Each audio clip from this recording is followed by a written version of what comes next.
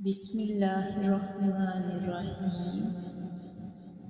اللہ کے نام سے شروع جو بہت مہربان رحم والا ہے۔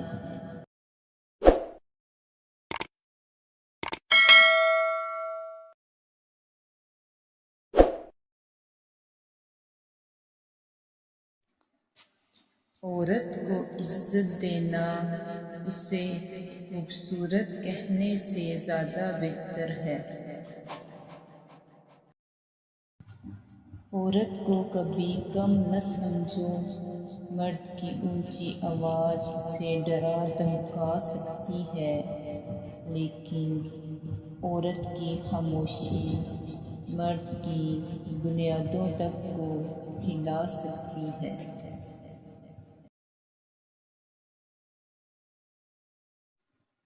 جو مرد بار بار عورت کو دھوپ میں لا کھڑا کرے وہ کبھی اس کی چھاؤں نہیں بن سکتا۔ عورت کے چہرے کے تمام رنگ مرد کی وجہ سے آتے ہیں، چاہے وہ خوشی کے ہوں یا غم کے۔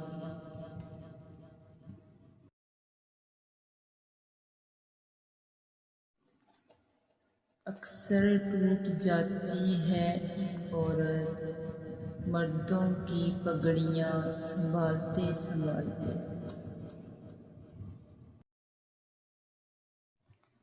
عورت کے پاس یہ صلاحیت ہوتی ہے کہ وہ حالات کے تقاضے کے مطابق وہ اپنے والدین کا بیٹا بھی بن سکتی ہے اور اپنی اولاد کا باپ بھی۔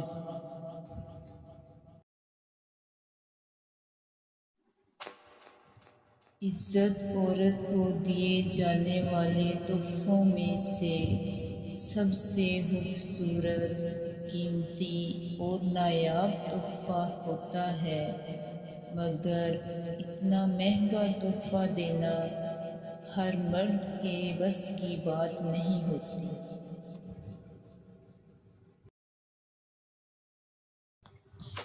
جب مرد کی انا کو چوٹ پڑتی ہے تو وہ ساری محبت لپیٹ کر سائیڈ پہ رکھ دیتا ہے، اور جب عورت کی انا پہ چوٹ پڑتی ہے تو وہ محبت میں سر چڑھے مرد کو زمین پہ لا پھینکتی ہے اور پلٹ کر دیکھتی بھی نہیں۔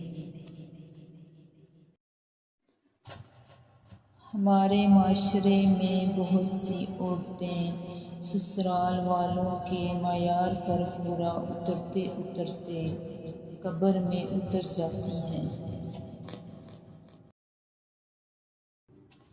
اللہ نے عورت کو مرد کی پیشانی سے نہیں بنایا کہ وہ مرد پر حکومت کرے، اور نہ اس کے پاؤں سے بنایا کہ وہ اس کی غلامی کرے، بلکہ اس کی پسلی سے بنایا تاکہ وہ اس کے دل کے قریب رہے۔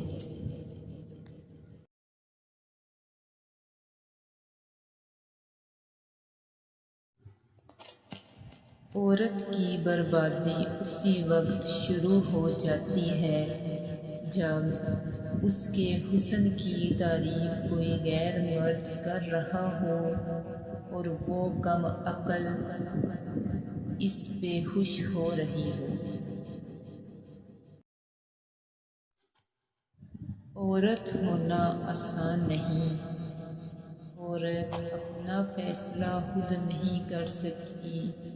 عورت اپنے لیے پسند کا ماحول نہیں بنا سکتی۔ عورت خود کو بے گناہ ثابت نہیں کر سکتی سوائے اللہ پر معاملہ چھوڑنے کے۔ یورپ کی مسلمان عورت نقاب کے لیے لڑ رہی ہے اور مسلمان ملکوں کی عورت نقاب اتارنے کے لیے لڑ رہی ہے۔